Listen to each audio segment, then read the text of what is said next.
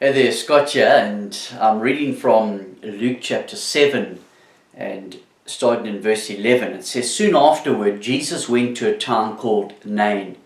His disciples and a large crowd went with him.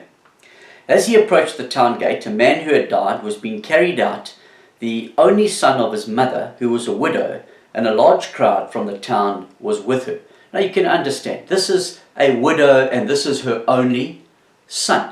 And obviously, as a mother loves her children, she had an incredible love for her son, more so being her only son, and possibly even banking on the fact that this was the son whom she loved, whom she raised, who ultimately was going to even take care of her one day and provide for her. And so this son is absolutely everything to this woman.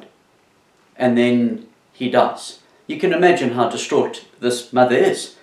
Jesus sees how she's so distraught by the circumstance. He has compassion on her and he says, "Don't weep." Then he came and he touched the coffin, and those who carried it stood still. And then he speaks and he says, "Young man, I say to you, arise." It's incredible. So the dead man sat up and began to speak, and Jesus gives him back to his mother. Obviously, the people are absolutely amazed by this circumstance. But just again, in terms of the typology, there are many things in our lives that have been taken from us, have died in that sense. There are many tragic circumstances that have brought about like a death in our lives.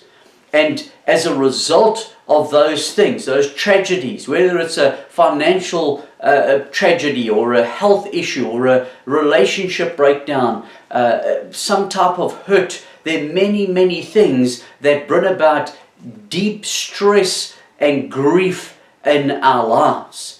And many of us learn to just kind of get by and live with these things. Amazing, this woman's suffering in grief, and others come and they try to comfort her, but there's no comfort even from those people, because what she wants is her son back. And so many mourn with her. And often in our lives we've suffered a tragedy in one way or another, and we're mourning, and others may come and commiserate with us and mourn with us and try and stand with us in whatever way. But the reality is this: whatever it is in our lives that has become dead to us, the reality is Jesus is the resurrection and the life. And we see this even with Lazarus, when he intentionally came a few days late, so that Lazarus by then had been in the tomb for a number of days. And yet Jesus calls him out.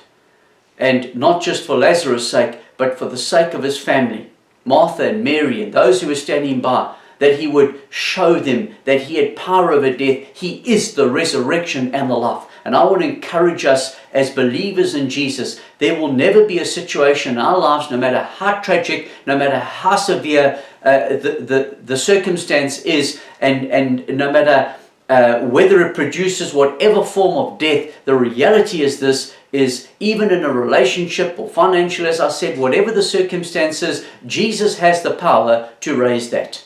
Jesus has the power to change that circumstance.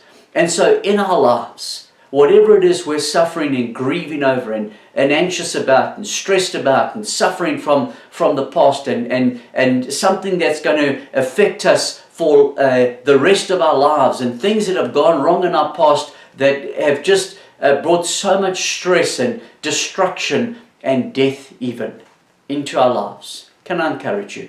There's not a circumstance that Jesus is not Lord over. He is able to raise even the dead.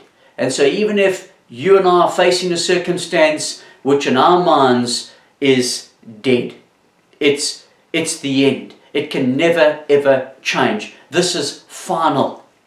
We're taking this coffin and we're going to go and bury our son. We're going to go and bury this circumstance and bury this situation, and that's how it's going to be for the rest of our days. Can I encourage you? Jesus can raise it from the dead. Jesus can change that circumstance. What you and I may may consider to be, this is final, this is the end, Jesus can turn around. Can I encourage you? Allow Jesus to minister into that situation, that His word would come into that situation. And no matter how dead that situation may seem to you and I, that Jesus can cause life to arise from that circumstance.